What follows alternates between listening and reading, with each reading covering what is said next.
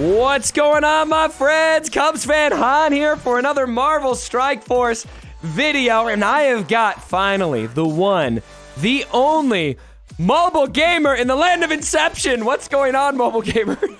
Yeah, I don't even know what to think about this screen. We were just kind of giggling, but this is like, oh my god, we got like weirdness of obsession. I don't know what to do. This is me sharing my screen with MobileGamer and MobileGamer on my screen, and now it's just MobileGamer. Now we're back to the right place, right? Oh man, so we made how many Galaxy of Heroes videos together? I've lost count. Dozens for sure. You know, I would say probably 30 or 40. I have no idea. And now we're here finally doing a Marvel Strike Force video.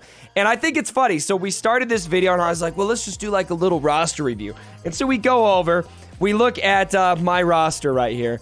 And MobileGamer's just like, all right, so I've got characters that have more power than your entire roster. I mean, look at this. So my whole power, I've been playing for 22 days. I've got 22 characters. 57K is my power. And you got characters that are what, 70K? 70,000. There's characters up to 100,000, but like a maxed out character is probably, you know, 50, 60, 70,000. An average character is probably, to be effective at some point later on in the game, is between 30 and 40,000 per character. Wow. And like a good teams go from 250,000 to 350,000, like, you know, so like there, and sometimes you run into 400,000 power teams, so it's just a little different. So, you know, like you were asking me to do a roster review, and I was just like, you just have to play in the campaign mode and play the campaign mode a lot and upgrade your defenders. And it's just like, if every day you can move forward one level on the campaign mode, then you've done your thing for the day. And at this point, I think you just need bulk shards. You need like so many character shards, almost like you need everything. You need everything. There's not, and that's the just thing. Get it all. Like take everything. and then so the other thing too is like at this point in the game, you're 22 days in. Is I don't think there's anything you can do wrong, and because you know you really don't have access to T4 materials, but you do have access to Red Star promotion credits. And we were looking at your roster, and that was the one thing is like, yeah, don't play with those. I like, yeah, like I don't think it really matters what you do with your account right now. I don't think you can do anything wrong, but just leave those alone. Sometime later you might say, oh, I really want to do this, and then you'll be able to make a decision which best is for you later. And I think that's what you just want to wait and see what that's going to be. Right. So here's kind of a conclusion. I think after talking to you, something I realized is I'm doing nothing really wrong right now. Can't really get there. I'm just doing the defender thing as all in as I can. I got them all the tier 8 now. Working on getting my level up to, I think, level 48 is where I need to be next so that I can go tier 9.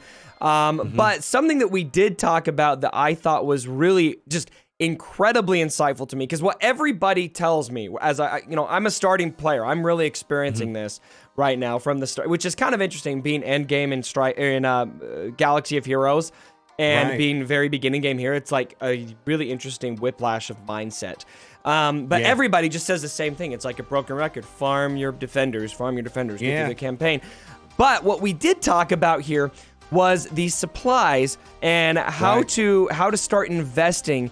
And you mentioned the Red Stars, and this was one of the most valuable things I think you told me is I was about to come in here and start buying some of these.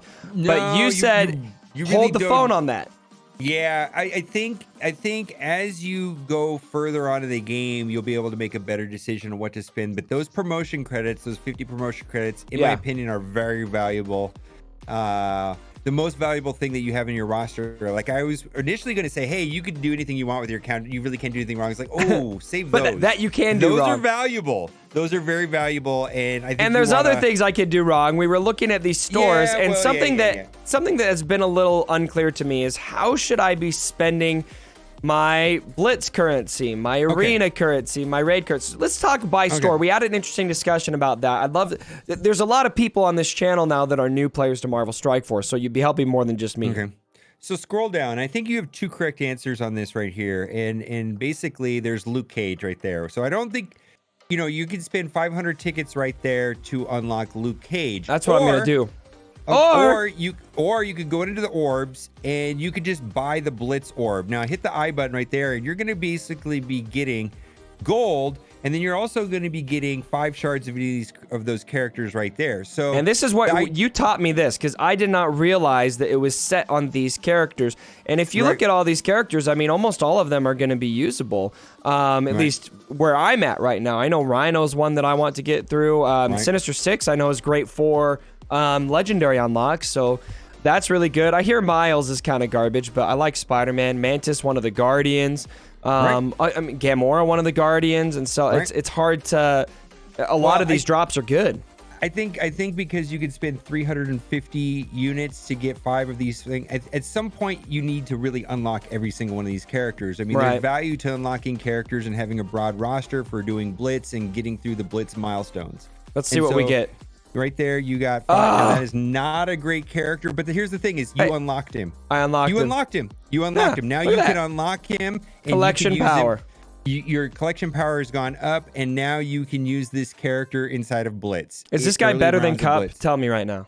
No. No, not really. No! Well, he's probably. You're right. He's probably the most useful of the Hydra rifle because he has he's DPS, so he's okay. He's not the worst, but no, the Hydra team is not useful right now. It's just not until there's the rumor on the street is eventually there's going to be a legendary event of Red Skull, and then that'll be that. So we will see. Okay, so Hydra rework maybe down the line. Who knows? I mean, I think everything is going to get reworked. There's always reworks coming in these kind of games. So you can spend 500 to get a character you want, or you could spend 350 to get a character where you're not sure. To get everything, because we need everything. To get everything. There's nothing I can pull right now that's bad. You're right. And then the one character that is in those orbs that is not available for purchase at 500 is Rescue. And Rescue has a 10% drop, so actually she drops more frequently out of those orbs than the rest of those characters. Wait, I'm missing the 10%. Oh, right here. So yes, there's a 10% of the time it will be her. Boom. And the other 90% of the time it'll be whatever that is, a 7% chance. And Rescue's a good character. She's a necessary character to make your Iron Man legendary character work correctly, which is something that you're going to want to work towards. So it's the team is called Power Armor, and she's a key component to the Power Armor team to make them work correctly. So she's not a great character or anything, but she's a necessary character in a team. Necessary. I can deal with that. There's a lot of necessary characters in Galaxy of Heroes 2. All right. Let's look at the raid store. So I made your heart bleed a little bit while I was in here. I opened a worthless orb. You basically you spent 3,000 tickets on that purple. Scroll down a little bit. You spent 3,000 on the purple radar. I was like, why did you do that? It's like there's no reason to do that.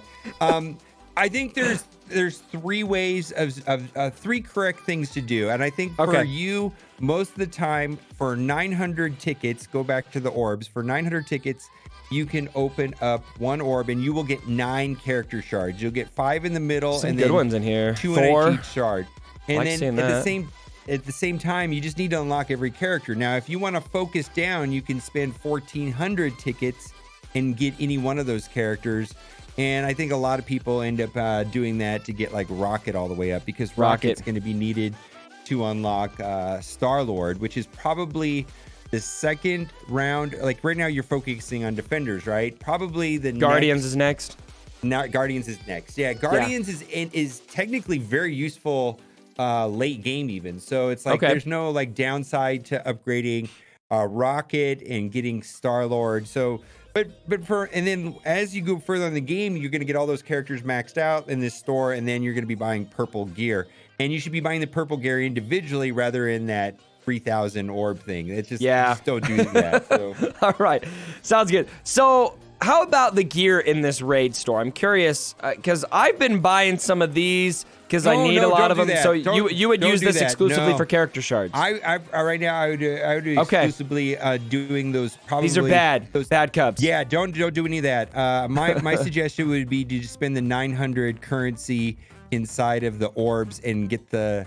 So Rocket or orb. Yeah, right there. The 900 raid orb right there is what I would be spending those on right now. You just need a lot of that. Let's round it out with Arena. We got Kingpin's Vault, and then we've got supplies here. Well, okay, cool. Yeah. So don't buy the Kingpin's Vault. That's going to be useful later, but really right now you need to get all of these characters upgraded inside of this store, and I think your choice is going to be Daredevil. This is what I've been going for.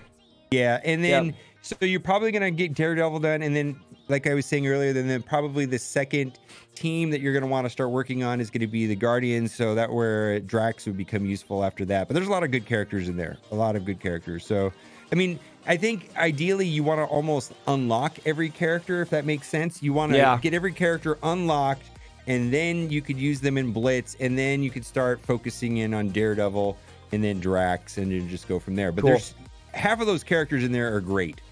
Awesome. All right. Well, that helps a ton. And then we already talked about Red Stars. So a lot of these shops, kind of what I'm gathering here, except for the, the main supply store is going to be focused on character shards, which is definitely something that I was not doing. So I really appreciate the tips. Mobile Gamer, thanks for joining me for this video. I'm going to be doing my best to get catching up. I don't think I'm going to ever catch up to you, but... Well, I'm 700 days in, my goodness, right? 700 days 22 in to 700 22 days, yeah. So. Well, at least to a point where I can speak your language a bit more. I'm like a year one Spanish student, and you're fluent, and so I'm trying to catch up. But before we end the video, any parting words of wisdom for everyone who's starting Marvel Strike Force? Well, I mean, I think a lot of people on your channel are familiar with me on Star Wars Galaxy of Heroes, but I actually have an entire separate channel. I think I've got the largest Marvel Strike Force channel, and it's under OMG. I have a separate channel for Marvel Check Strike it out. Force. I'm going to drop a link down below in the description. So check out Mobile Gamer's Marvel Strike Force channel. And I think, by the way, guys, if you guys are not sure about whether or not you want to play this game, coming from a Galaxy of Heroes perspective, I have been a huge fan of this game, in the beginning game especially. It's been extremely exciting. If you love the Marvel universe, I think this is a must. I wouldn't be too turned off because people say, oh, the devs and this and that. And it's like, you know what? These pay-to-win kind of games, there's going to be frustrated communities. I don't think this is a whole lot different than Galaxy of Heroes in a lot of ways. And these devs actually talk to their content creators. Yeah, the community actually. They're very active on Reddit, and then they also they put out videos at least once a month telling about what's coming to the game. A lot of good stuff there. And the other thing I would say that on the whole, the game is attractive to play. There's more depth to the mechanics and the play style. With the way that things change, having 10 characters on the board. So much more content, too, I've noticed. There's so much stuff. You can play the game almost all day long. There's so much stuff to do. I've played for hours. Yeah, you can play the game like all day. There's a lot more to do in the game, and there's constantly new characters coming to the game. There's constantly new events in it, and they've been very generous with promotions and things like that. Packs are usually pretty overpriced. Legendary events are not as interesting as Galaxy of Heroes, in my opinion. I think the legendary events in Galaxy of, and then the Grand Arena mode Heroes. I said this in my last video. If Marvel Strike Force comes out with a Grand Arena mode, it'll be the undisputed best hero collector game, in my opinion. Wow. All right. You heard it here first. Mobile Gamer, great video as always. Thanks again for joining me, everyone. And as always, my brothers, don't forget